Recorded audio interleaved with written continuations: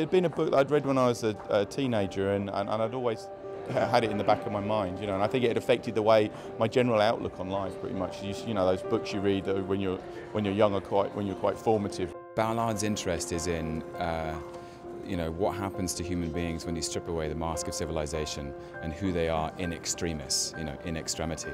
And he felt like an outsider in Britain. It's kind of a comment on culture. It's a dystopian view of the future, really.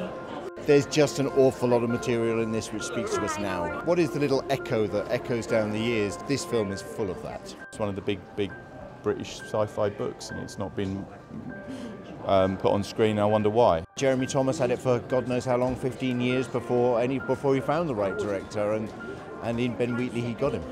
There's something in his own taste that he's probably not aware of that's very British, and I wanted to make a British film, and I could see that this was going to be a different kind of British film than people had seen for a while. He's such a sort of auteur filmmaker.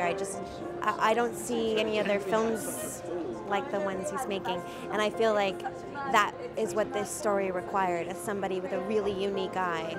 Tom is a kind of an interesting actor in terms of that he's, you know, he exists in massive Hollywood blockbusters, but also supports independent British cinema and world cinema. It's very important to me to make different kinds of things. I never want to be too loosely attached to one kind of film. I want to move freely between things. I think it's a way of keeping it interesting for me and hopefully keeping it interesting for an audience.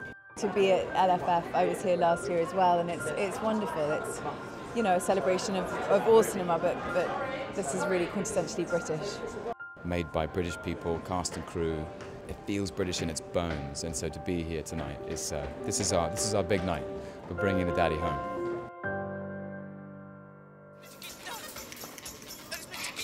Would you like an autograph?